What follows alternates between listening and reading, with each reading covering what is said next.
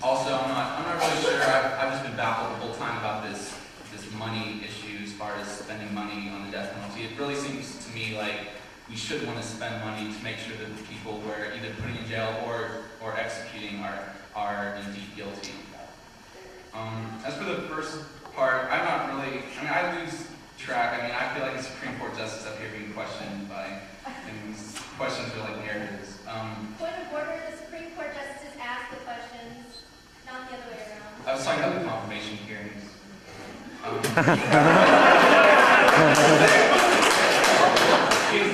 mentioned this author from the 1970s who followed the lives of these people who were on death row and were released. I found it, just as I was listening to your question, I found it very ironic. The first thing I thought was who would follow the lives of the victims of those people killed. And I suppose that's just really it's not possible. And I think that's very unfortunate. Because that's really what society is deprived of. I'm not really sure if being deprived of 12 murders or how many murders you said it was would be as much of a detriment as not having those people back. I guess that's my answer.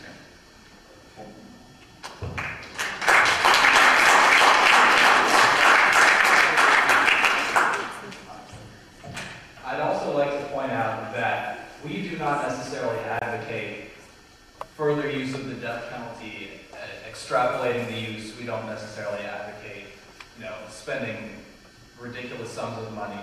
We're simply saying that it should be constitutional and it should be up to a jury of the prosecutor's peers, rather than to the U.S. government what the punishment should be. Okay, and now Young Conservatives in Texas will have the opportunity to pose a similar question to campaign to end the death penalty. Okay, so we're asking questions around here. Sure. Yeah. Okay.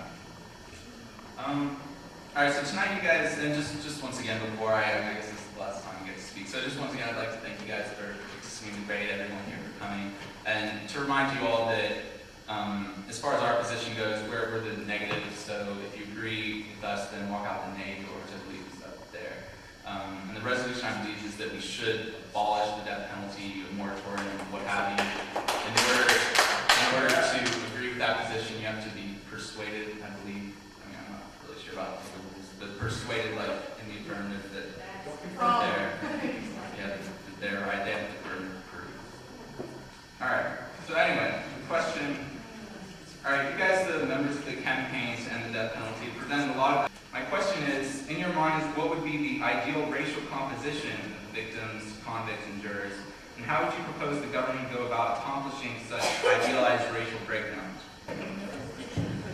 I will also note that the resolution is whether or not capital punishment should be abolished in the United States. And to consider that question absent a serious, honest regard for the actually existing conditions of the United States, in which the specter of racism still haunts us, in which class disparities still exist, in which prosecutors and politicians still have motivation to support capital punishment and create death sentences, that is very, very essence of the capital punishment debate. So while I hate to disappoint and not answer this question, I feel it's an abusive and unethical question that, again, avoids engaging our arguments as they have been argued. We're not talking about what racial composition we want to see. We are talking about how capital punishment functions in society, which is the entire essence of tonight's debate. And it appears I do have some time left. You have to add anything? Okay. And in the spirit of collegiality, I think a lot of important issues have come up tonight, and I would like to thank our opponents. There was one comment that I would like to just throw out a little bit of evidence that, the question of, 80% of juries aren't all white. And I would like to tell the story of Georgia juror Gail Lee Lewis Daniels, an African-American, who was pressured into sentencing a black defendant to death by an otherwise all-white jury, one of which described the defendant as just one more sorry nigger that no one would miss. So an all-white jury isn't necessarily the issue. It's a fact that we operate in a racist society, a fact that they consistently choose to ignore. Thank you.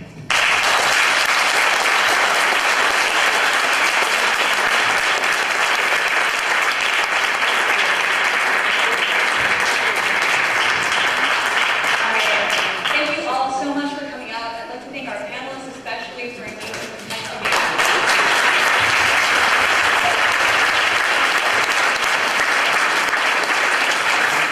Pretty much concludes the debate tonight. I'd like to invite all of you, if you like what you've seen here, to come to our other discussions. The next one we'll be having, as Anjali told you in the beginning, is going to be about international poverty. I'd also like to invite you to bring all of your friends, because these debates are really